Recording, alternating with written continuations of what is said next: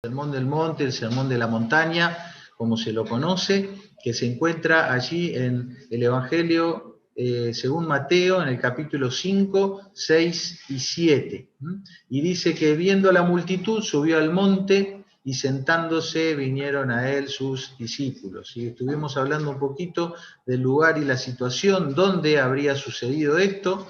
Dijimos que Jesús había dejado Nazaret, la ciudad en la cual se crió, y habitó en Capernaum, una ciudad marítima, allí al norte de Israel, alrededor en las costas del mar de Galilea, donde tuvo su base de operaciones, ¿sí? El lugar del servicio, donde mucha gente venía a él para escucharlo y donde muchos venían también a recibir los milagros, ¿sí? Se difundió su fama por toda Siria, en la región del norte, ya no perteneciente a Israel, ¿no? Sino naciones gentiles, como se las conoce. También en Galilea, que era toda la provincia alrededor del mar de Galilea, pero también de Decápolis, toda la zona hacia el otro lado del Jordán, hacia el este, de Jerusalén, la capital de Judea, la provincia romana hacia el sur, y todos venían a él allí, a Capernaum. Y dice la Biblia que él subió al monte y sentándose vinieron a él sus discípulos, y como observamos en estos mapas con los accidentes geográficos, es una zona montañosa y el mar de Galilea se encuentra en una suerte de valle, en una suerte de palangana, ¿no es cierto? Hablando vulgarmente, y no sabemos a cuál de todos los montes de esta región Jesús subió a dar sus enseñanzas, pero lo que sí sabemos es que dejó la llanura o dejó el valle en el cual se encontraba el mar de Galilea, dejó las costas del mar, dejó Capernaum y fue a otro lugar, ¿sí? Y ahí pudimos reflexionar quiénes pudieron haber sido los asistentes, quiénes fueron a escuchar este mensaje que él dio en un monte. Y dijimos que quienes asistieron fueron aquellos que abandonaron la comodidad de la playa, que subieron al monte y que evidentemente querían algo más de Jesús y no solamente los beneficios temporales que él podía darles, multiplicando los panes, los peces, sanando enfermos. Había gente que quería algo más de él porque veía en él algo más que un rabino, ¿no? Y dijimos que también probablemente subieron aquellos que querían conocer esa carta magna, ese conjunto de leyes, de instrucciones que Jesús daría no a todo el mundo en ese momento, sino a sus discípulos, ¿sí? Aquellos que efectivamente querían convertirse en seguidores de Jesús. Y con las generaciones posteriores y hasta el día de la fecha, el mundo entero puede ir conociendo acerca de Jesús, de sus enseñanzas y de su carta magna, el Sermón del Monte. Entonces, el desafío con el que terminamos el domingo pasado era invitarlos a todos ustedes a venir a Jesús también, a venir a Él para recibir de Él mucho más que un beneficio temporal y transitorio, sino venir a Él para conocerlo y para recibirlo como el Salvador de tu vida y también como el Señor de tu vida, transformarte en un discípulo, en un seguidor de Jesús. Y así llegamos a este momento donde debemos estudiar o ver las partes principales que tiene este sermón, ¿sí?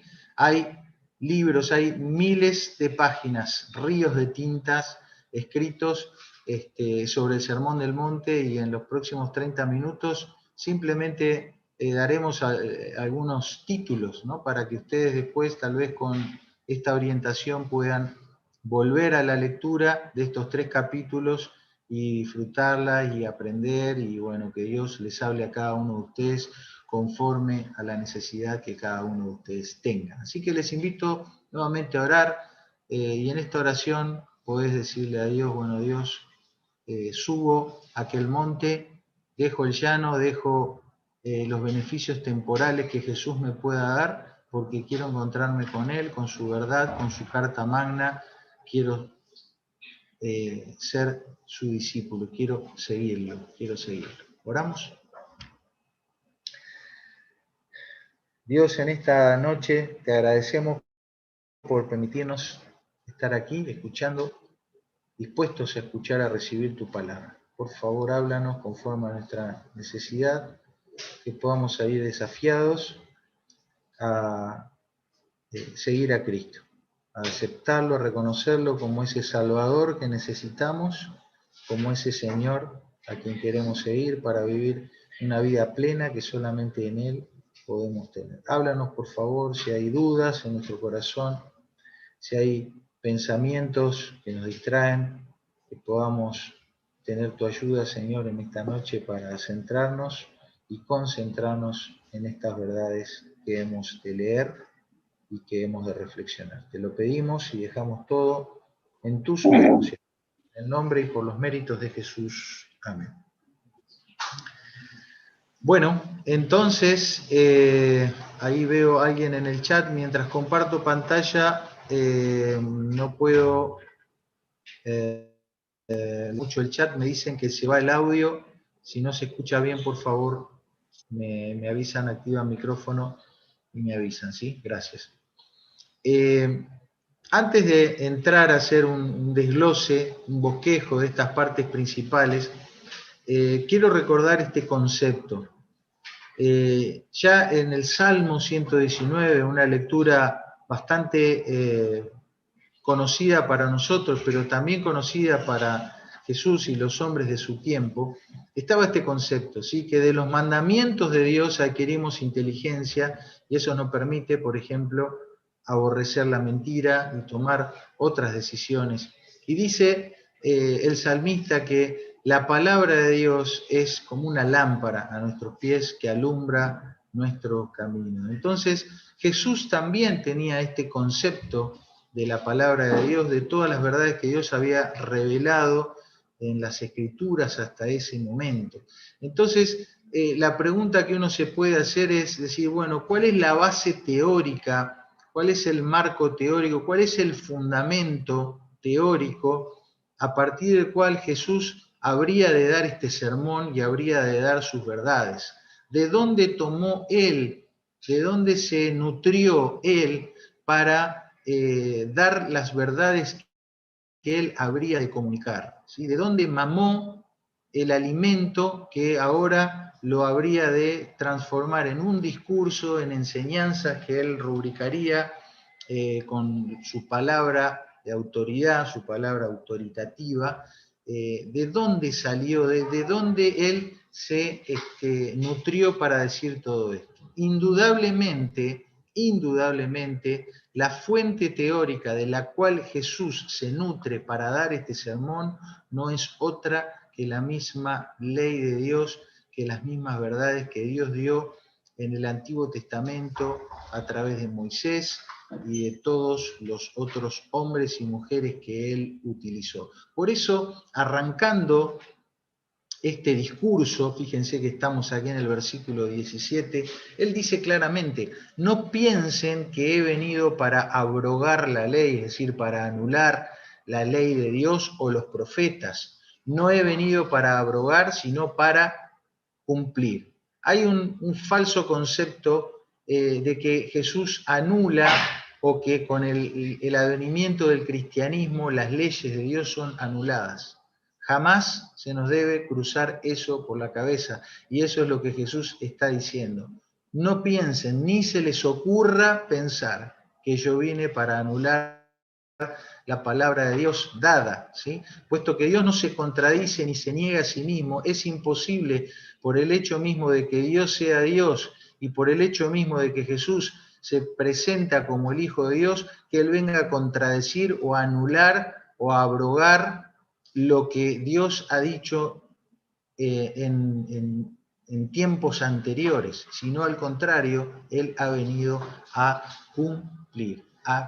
Pero entonces, ¿qué pasaba en ese momento? Recuerdan que hace algunos domingos atrás vimos este esquema y decimos cómo la antigua fe del pueblo de Israel, dada y compartida a través de las enseñanzas escritas en la Torá, en lo que conocemos como el Antiguo Testamento, o se conoce como la ley, los salmos y los profetas, de ahí, de esa vertiente, para la época de Jesús teníamos todos estos movimientos judaicos, religiosos, que cada uno de ellos entendía, interpretaba y aplicaba estos escritos a su manera. ¿Qué pasaba? ¿Qué estaba sucediendo ahí? Bueno, lo que sucedía es lo que sigue sucediendo al día de hoy. ¿Por qué hoy tenemos tantos movimientos que se dicen ser cristianos? ¿Cómo puede ser que haya cientos de denominaciones que se dicen cristianas y son tan diferentes y en algunos casos hasta opuestas unas con la otra? ¿Qué sucede ahí? Bueno, lo que sucede es muy simple. Cada uno de esos movimientos, de esos grupos que estamos enumerando ahí, al igual que hoy, cada uno de los grupos, movimientos, denominaciones religiosas que se dice ser cristiana, se dice ser seguidora de Cristo, van incorporando a la ley de Dios, a la palabra de Dios escrita, van incorporando también tradiciones de hombres, costumbres de hombres, enseñanzas de hombres. Entonces, en cada uno de estos grupos lo que tenemos no es una fe puesta en las escrituras pura, sino misturada, mezclada, en algunos casos muy contaminada, con otros intereses, con otras costumbres, con otros enfoques, con otros énfasis, ¿sí? Con otros énfasis. No estamos aquí para hacer una crítica ni de estos movimientos que esquematizamos en esta imagen, ni tampoco de los movimientos que hoy se dicen ser cristianos, pero sí quiero hallar una explicación para todo esto. Y la explicación es que cuando la palabra de Dios se mezcla, se entremezcla con conceptos humanos, lo que tenemos es un cambalache. ¿Escucharon alguna vez el tango cambalache?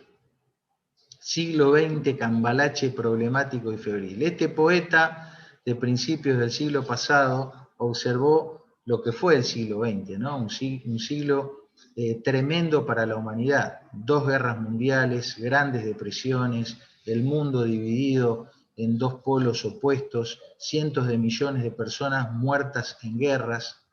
Y este hombre en su poesía, en su prosa, escribía esto, y él decía una frase en este tango. Dice: veo llorar la Biblia junto al calefón. ¿Escucharon alguna vez esa frase? Veo llorar la Biblia junto al calefón. Mi hija Camila me dice: no tengo ni idea de lo que me estás hablando. Bueno, ahora ya lo sabes. Y voy a contar algo que me da mucha tristeza, me da mucho dolor, me da vergüenza ajena, pero es lo que sucedía en esa época. En las primeras décadas del siglo pasado, estamos hablando 1930, 1940, el papel higiénico era un artículo de lujo. Y para esa época las sociedades bíblicas hacían un gran esfuerzo por distribuir Biblias en todas las casas, como lo hacen hasta el día de hoy, ¿no? Entonces esta frase de Discépolo es porque en muchas casas la Biblia se usaba como papel higiénico. Y por eso él dice: veo llorar la Biblia junto al calefón. Las 2 cosas que estaban en el baño.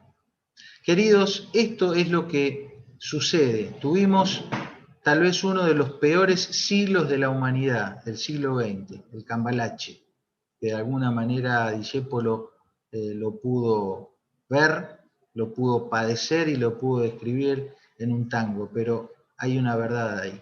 La Biblia lloraba junto al calefón y era usada muchas veces en muchas casas como papel higiénico. Entonces Jesús se levanta en su prédica, en su enseñanza, y dice lo siguiente: llevad mi yugo sobre vosotros y aprended de mí, que soy manso y humilde de corazón, y hallaréis descanso para vuestras almas, porque mi yugo es fácil y ligera mi carga. Algunos de ustedes, acá hay mucha gente con cultura, con vida, con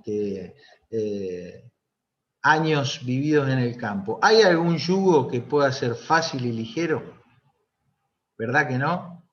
¿Verdad que no? ¿No es cierto? Si le preguntamos a algún buey ahí, ¿qué tal el yugo que está llevando? Ninguno te va a decir, mira, no conozco un yugo que sea fácil y ligero, y no conozco ningún animal u hombre que llevando el yugo pueda alcanzar descanso para el alma. Pero ¿por qué Jesús dice esta palabra? Fíjense que subrayo la palabra o resalto en rojo no solo la palabra yugo, sino también la palabra mi yugo, mi yugo. ¿Por qué? Porque esta idea de mi yugo hacía referencia a la interpretación y a la enseñanza que un maestro de Torá daba respecto a la Torá.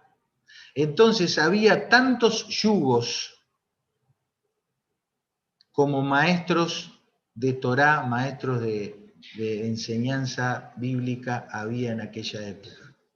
Y aquellos fariseos, aquellos saduceos, escribas y los otros maestros de los diferentes movimientos judaicos imponían un yugo sobre la gente, un yugo que los cansaba, un yugo difícil de llevar, un yugo que ni ellos podían cumplir. Entonces se levanta Jesús diciendo, vengan, mírenme, aprendan de mí y lleven mi yugo, porque mi yugo les va a dar descanso, mi yugo es fácil y ligera mi carga. Claro, Él es el autor intelectual de esas verdades ya escritas en el Antiguo Testamento. Creemos que Jesús forma parte de la expresión de la deidad como el Hijo de Dios y es parte de su autoría estas verdades dadas. Y Él venía ahora en este sermón y en esos años que Él caminó sobre la tierra a enseñarnos, a explicarnos y a guiarnos para que podamos entender esa palabra, entender esa ley, entender esas verdades y que el hecho de obedecerlas y de seguirlas se transforme no en una carga, sino en una experiencia de descanso, en una experiencia que nos iba a generar ligereza, ¿sí? Más que carga. Entonces, ¿qué significa llevar el yugo?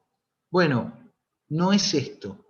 A partir de ese versículo que leímos, mucha gente piensa que llevar el yugo de Jesús es cargar su cruz. Ninguno de nosotros puede, pudo, ni podrá cargar la cruz que Cristo llevó. ¿Por qué? Porque en esa cruz fueron cargados tus pecados y los míos. Entonces es una cruz intransportable para ningún mortal. Como dijimos anteriormente, llevar el yugo de Jesús es someterte a la autoridad de Él sobre tu vida. Someterte a la autoridad de Él y a las enseñanzas de Él sobre tu vida. ¿Te gustaría llevar este yugo? ¿Te gustaría llevar un yugo que su mismo autor intelectual te dice es fácil y la carga es ligera y te va a dar descanso para tu alma?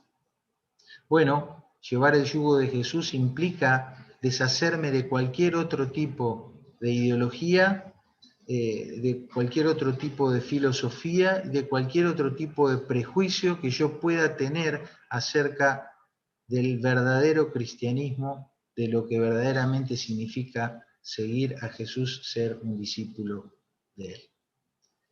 Dice la palabra de Dios ahí en Salmo 119, andaré en libertad porque busqué tus mandamientos.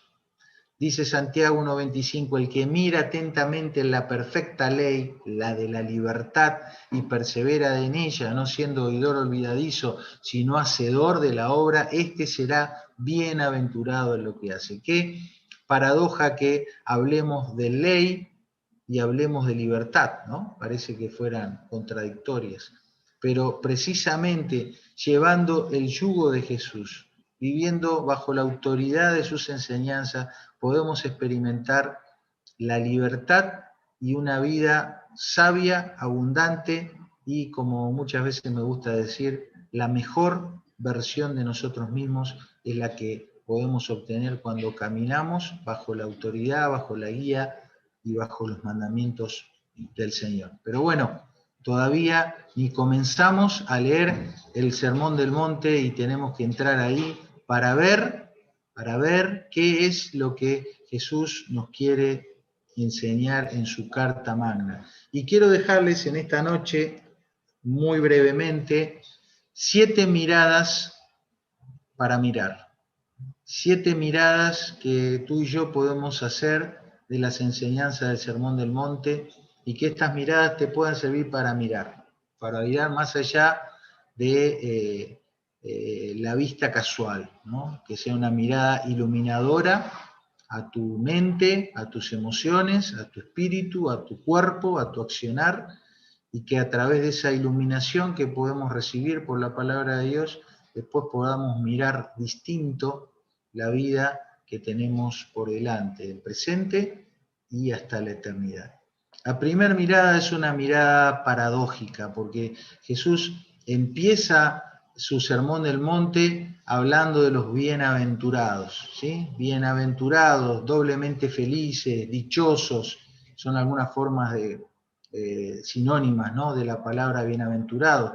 Pero es paradójico porque en vez de hablar de cosas lindas, habla de cosas duras, ¿no? Habla de los pobres, habla de los que padecen persecución, hablan de los que tienen hambre y sed de justicia. He tomado solamente esta primer bienaventuranza, bienaventurados los pobres. Parece contradictorio esto, pero dice, bienaventurados los pobres en espíritu, porque de ellos es el reino de los cielos. Y quiero preguntarles, ¿cuál de las dos personas ahí representadas en esas manos es el pobre?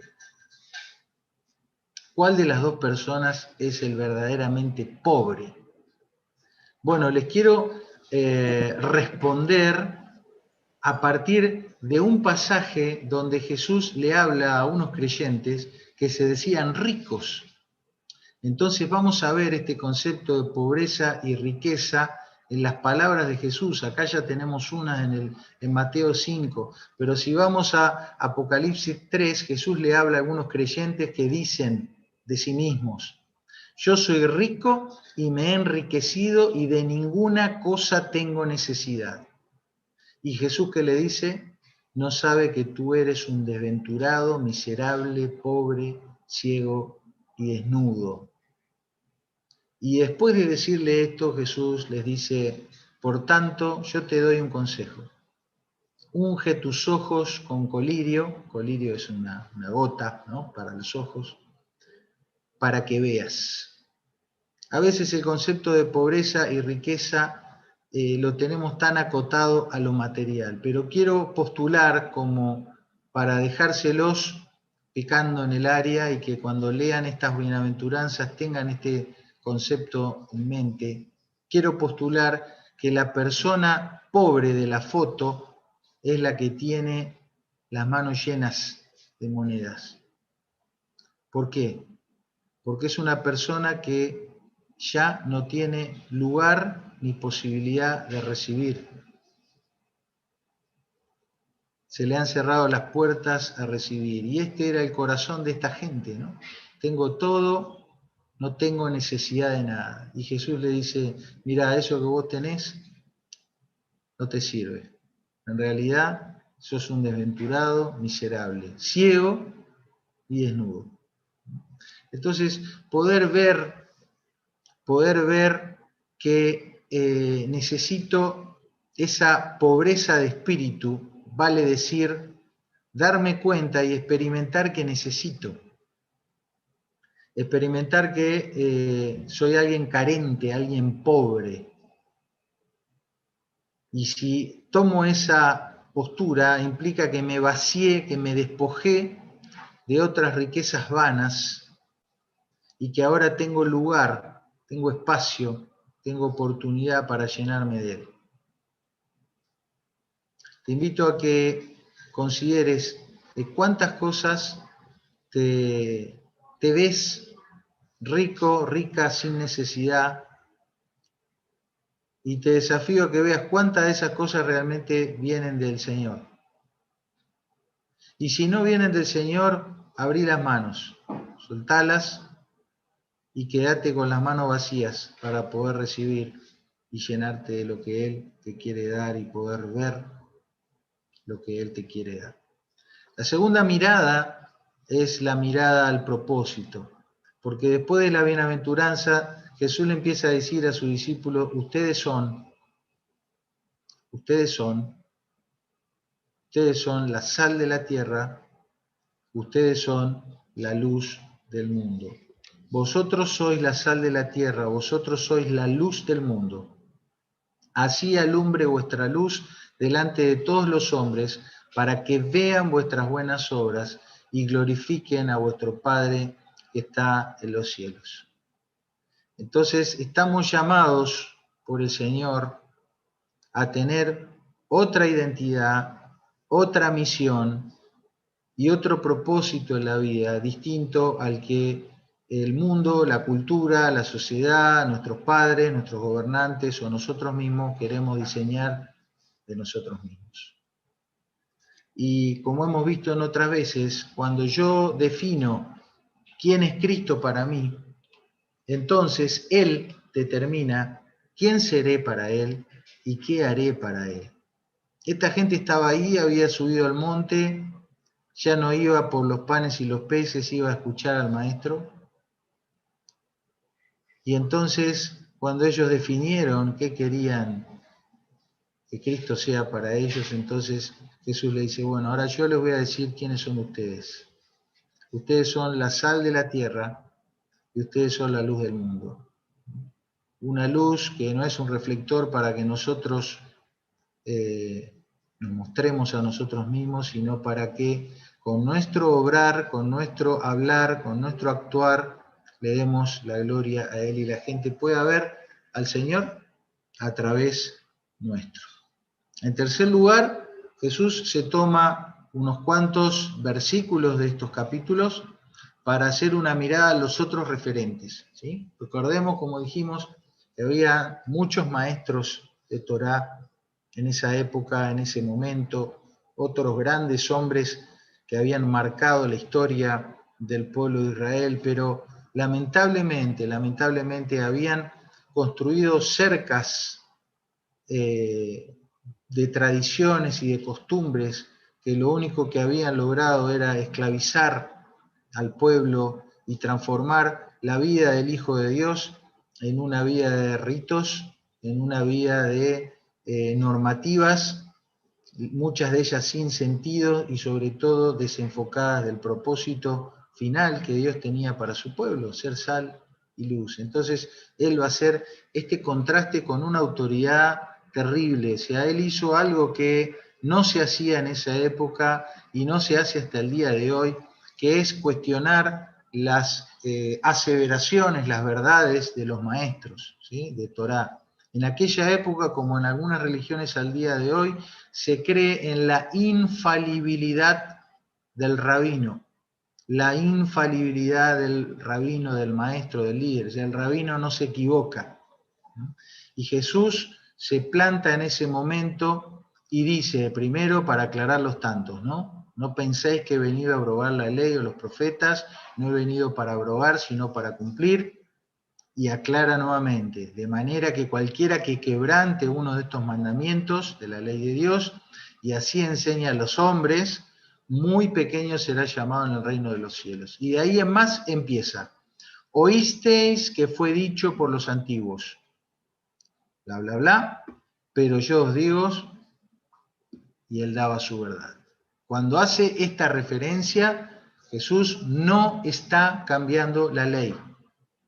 No está cambiando las leyes de Dios, no las está anulando. Comprendan que versículos anteriores ya dijo, lo aclaró. Miren que no vengo a abrogar, sino que vengo a cumplir. Lo que Jesús está haciendo en este sermón es deshaciendo las regulaciones, las tradiciones y las interpretaciones y costumbres que otros maestros, otros referentes, otros dirigentes hacían y que tenían a todo el pueblo o a gran parte del pueblo sometido a ellas. Entonces dijimos que Jesús traía su yugo, traía su interpretación traía su enseñanza de la ley, un yugo fácil y ligero de llevar. Y él en estos pasajes va a estar diciendo, pero yo os digo, pero yo os digo, pero yo os digo.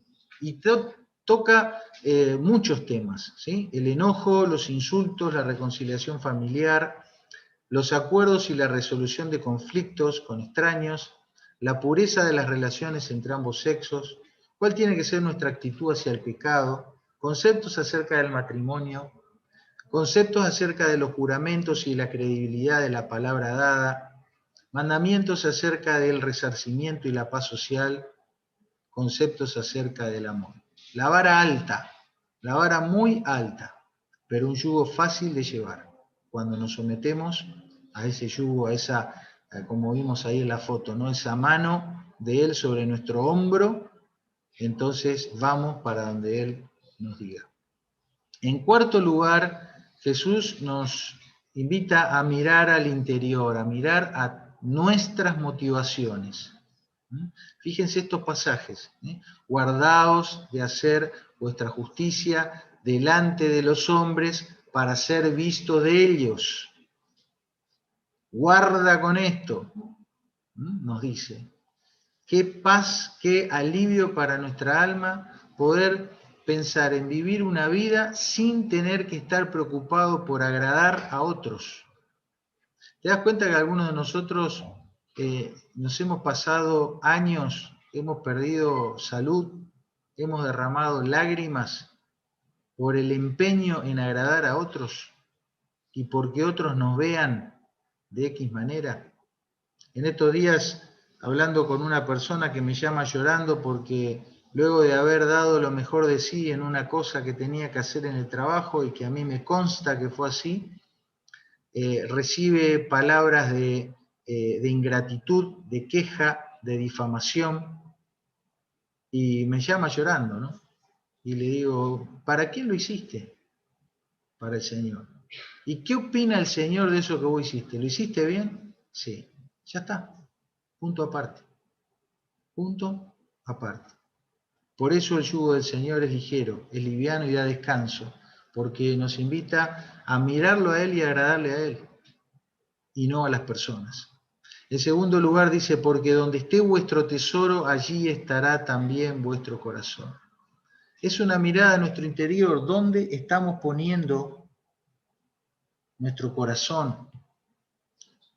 Nuestro corazón va a estar puesto donde antes hayamos decidido establecer qué es lo importante y qué es lo valioso en nuestra vida. Se dan cuenta que es una consecuencia directa. La esfera emocional y las acciones que hacemos van a estar dirigidas por lo que nosotros hemos establecido antes como importante, trascendente, valioso, necesario. Y termina este capítulo diciendo, no se puede servir a dos señores. Entonces Jesús con esta frase desafió a su auditorio y a ti y a mí a que definamos y que escojamos a quién queremos servir. No podemos estar a dos aguas, a veces con otros, a veces con el Señor. No se puede, no funciona. Entonces el desafío y la mirada al interior. Depender, rendir cuentas y agradar a Dios exclusivamente genera una vida que fluye en paz conmigo mismo y con mi entorno. Estoy en paz. ¿Por qué? Porque dependo de Él, le rindo cuentas a Él y agrado a Él. No hay ninguna cosa que pueda salir mal o que pueda estar mal con mi entorno si yo hago esto. Aún en el medio de la adversidad, de la prueba, del conflicto, de la guerra, puedo tener paz conmigo mismo y puedo traer paz a mi entorno si yo estoy enfocado en depender de Él, rendirle cuentas a Él y agradarle a Él. En quinto lugar, una mirada hacia arriba, y ahí encontramos el famoso, ¿no? Y precioso Padre nuestro.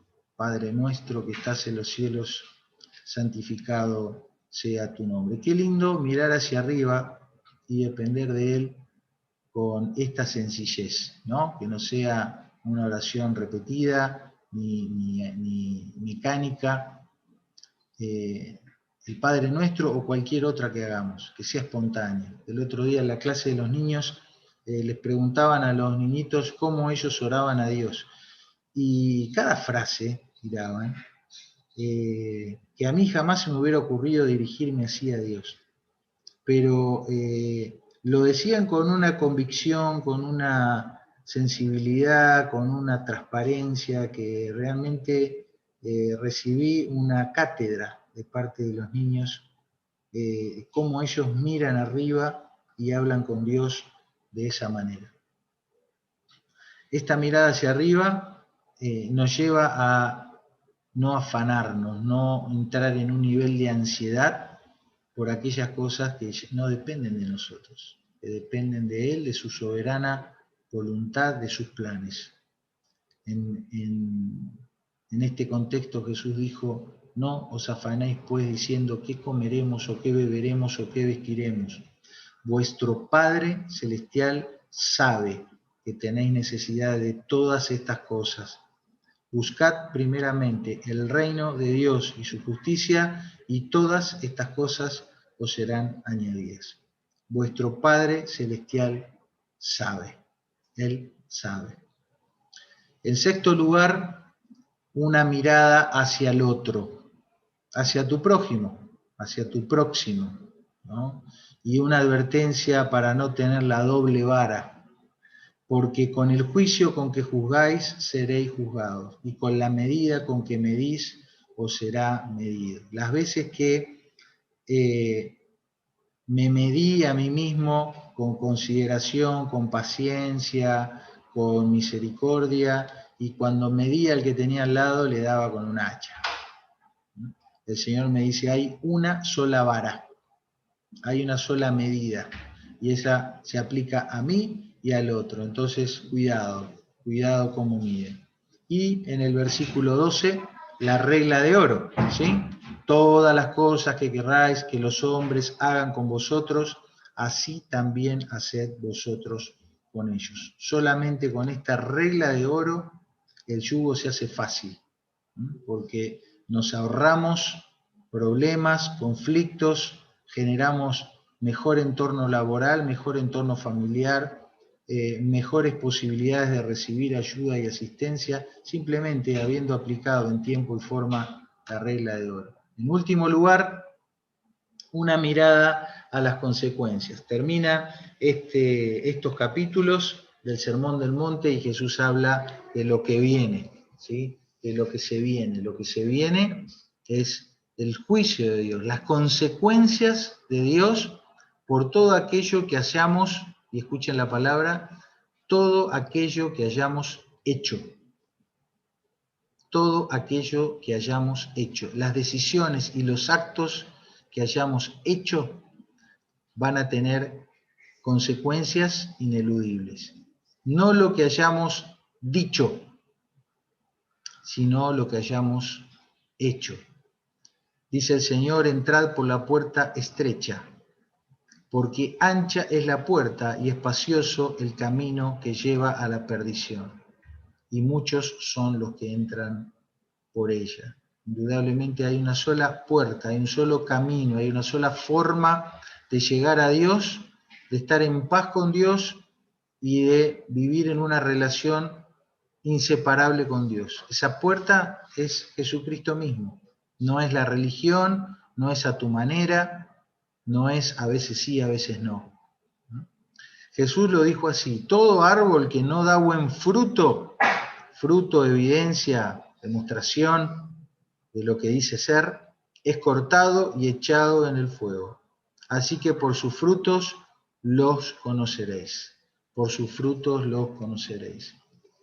Fíjate lo que dijo él. No todo el que me dice, Señor, Señor, entrará en el reino de los cielos, sino el que hace la voluntad de mi Padre que está en los cielos.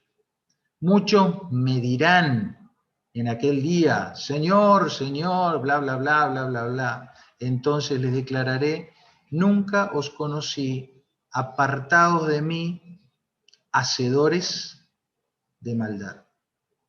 El pensamiento, la mentalidad judía, la mentalidad de Jesús era muy fácil. Mostrame. Quiero ver. No me hable, no me des un discurso, no me des un chamullo. Mostrame. Quiero ver. Si no veo, no sirve. Y termina el sermón contando esta historia, ¿no? Del hombre sabio y del hombre necio, que uno construyó su casa sobre la arena y el otro sobre la roca, y vino la tormenta para los dos, ¿no es cierto? Por eso cualquiera que me oye estas palabras, nuevamente dice él, y las hace, las compararé a un hombre prudente que edificó su casa sobre la roca. ¿Y quién es esta roca? Bueno, esta roca es el mismo. Esta roca es el mismo. Son sus méritos que son los que nos pueden librar de la condenación del pecado, porque fue Él el que pagó en la cruz del Calvario el precio que te correspondía a ti y a mí. Entonces, si yo quiero estar afirmado en recibir el perdón de Dios, afirmado en la seguridad de la vida eterna, no me puedo afirmar en mi religión, en mi moral, en mi filosofía de vida. No alcanza. Eso es un sustento tan sólido como la arena. Tengo que afirmarme los méritos de Cristo. Y si quiero vivir una vida cristiana que trascienda, que permanezca, que no se queme, entonces tengo que seguir afirmado en Él, en sus enseñanzas y en la autoridad que Él nos da. Queridos, dice Crónica que se viene la tormenta. Se viene la tormenta y vos y yo vamos a ser probados. ¿Dónde estás afirmado? ¿Dónde está construida tu identidad, la seguridad de tu alma, el destino eterno de tu alma? ¿Dónde está construido lo que estás haciendo con tu familia, contigo mismo? ¿Dónde están cimentados tus pensamientos? ¿Dónde están cimentadas tus emociones? Espero que sea en Él. Espero que sea en Él. Les invito a que podamos terminar orando y te dejo un minuto para ti en este momento, para que si este mensaje llegó a tu corazón, después de oírlo, puedas hacer algo. Que no es solo oír, no es solo decir, sino es hacer. Y lo que puedes hacer ahora es orar a Dios. Y en esa oración tomar una decisión. Tal vez la decisión que tengas que tomar es reconocer a Cristo como tu Salvador personal. Porque has confiado en tu religión, has confiado en vivir tu vida y tu relación con Dios a tu manera, porque has confiado en tu moral, o porque no has confiado en nada. Entonces, hoy es tiempo de confiar. Cristo dice que el castigo de tu paz fue sobre Él. Esto murió por los injustos para llevarnos a Dios. Y hoy lo que puedes hacer es orar y decirle, Dios, en esta noche te quiero confiar mi vida. Me reconozco pecador, pecadora, pero quiero recibir, aceptar, reconocer a Jesucristo como mi único Salvador. Confío en Él como la persona que pagó por mí, como la roca en la cual puedo estar firme ante ti, no por mis méritos, sino por los méritos de Él. Lo acepto como mi Salvador personal. Dios, en esta noche también quiero orar para reconocerte como el Señor de mi vida. Quiero ponerme bajo el yugo, bajo la autoridad de las enseñanzas de Cristo, bajo esta carta magna, y andar en libertad dándote cuentas solo a ti, esperando en ti, mirándote a ti.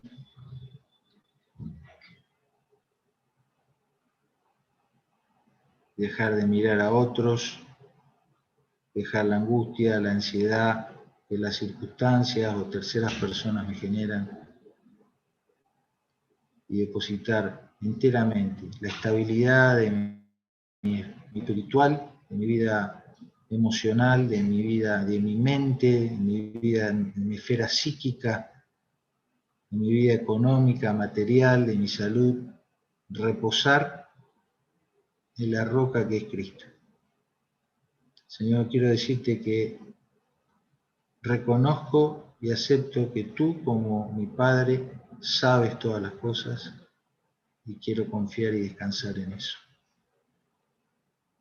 Te lo pido de corazón, en el nombre y por los méritos de Cristo Jesús.